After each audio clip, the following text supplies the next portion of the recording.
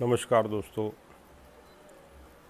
धर्म, अर्थ, काम और मोक्ष, ये चार मनुष्य जीवन के पुरुषार्थ बताए हैं।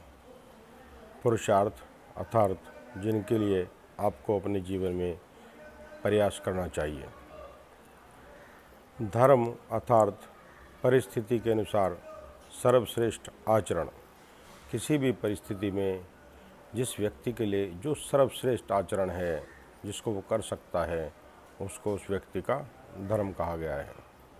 जैसे एक पुत्र के रूप में आप जो अच्छे से अच्छा कर सकते हैं वो पुत्र धर्म, पिता के रूप में जो अच्छा कर सकते हैं पिता धर्म, पत्नी के रूप में जो अच्छा कर सकते हैं पत्नी धर्म, राजा के रूप में जो अच्छा कर सकते हैं राजधर्म। तो इस प्रकार जब हम धर्म का पालन करते हैं, सबसे जो पहली शिक्षा है वो धर्म की शिक्षा है। तो धर्म को जब हम पालन करते हैं तो हमें क्या प्राप्त होता है? हमें अर्थ की प्राप्ति होती है। अर्थ की प्राप्ति के लिए भी हम जो प्रयास करते हैं उसमें जो धर्म है वो हमारी मदद करता है।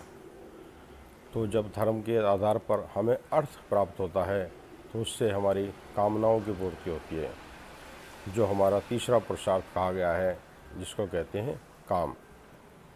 और काम की पूर्ति के बाद मनुष्य में एक वैराग्य की भावना उत्पन्न होती है, जिससे वो चौथे पुरुषार्थ यानी मोक्ष की प्राप्ति की तरफ चलता है।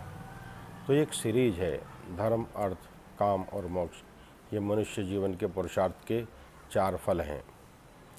अब कुछ विरले लोग ऐसे होते हैं जो अर्थ और काम को लांघ कर सीधे धर्म से मोक्ष की तरफ चले जाते हैं, लेकिन ऐसा प्राय नहीं है। सब लोग ऐसा नहीं कर सकते।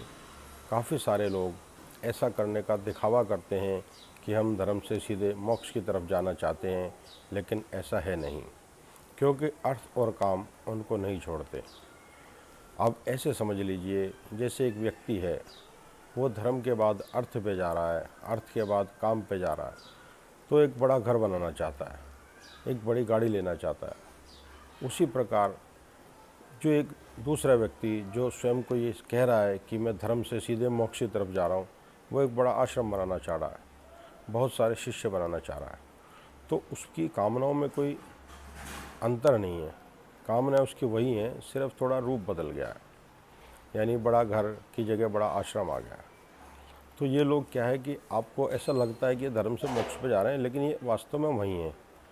जिस प्रकार से विश्वामित्र का आपने सुना कि एक मेनका आ गई, मेनका अप्सरा को देख के उनकी तपस्या भंग हो गई, यानी कि जो उनके अंदर काम वासना थी वो ख़त्म नहीं हुई थी, वो छिपी हुई थी।